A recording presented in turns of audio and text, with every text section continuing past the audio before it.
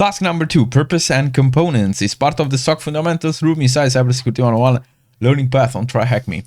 The main focus of the SOC team is to keep detection and response intact. That's it.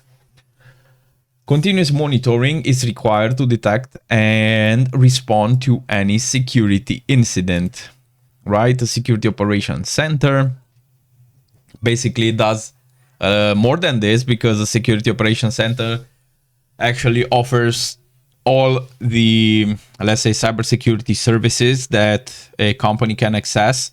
But in our case, we have the response team, detection and response team, the analyst role, detection and response. In the detection section, you will detect vulnerabilities. What is a vulnerability?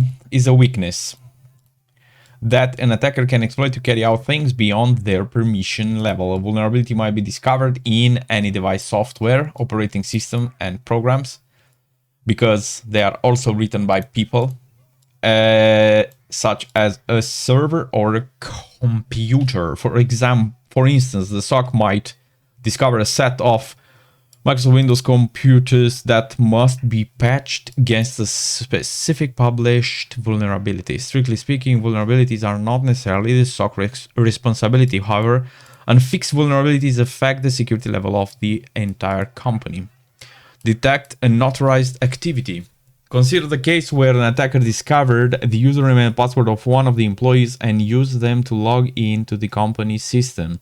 It is crucial to detect this kind of unauthorized access quickly before it causes any damage. Many clues, such as geographic locations, can help us detect this. Detect policy violation.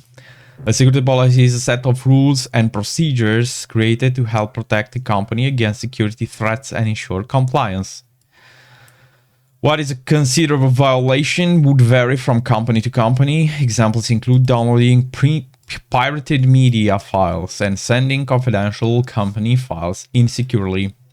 Detect intrusions. Intrusions refer to unauthorized access to systems and networks. One scenario would be attacker successfully exploiting our web application. Another would be a user visiting a malicious site and getting their computer infected. Response. Support with the incident response. Once an incident is detected, certain steps are taken to respond. This response includes minimizing its impact and performing the root cause analysis of the incident.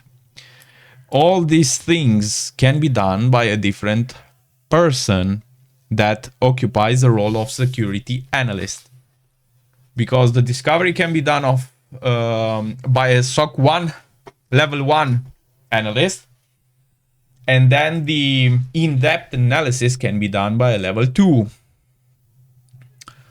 This is just an example, but usually these things from detection to analysis can be covered by multiple roles.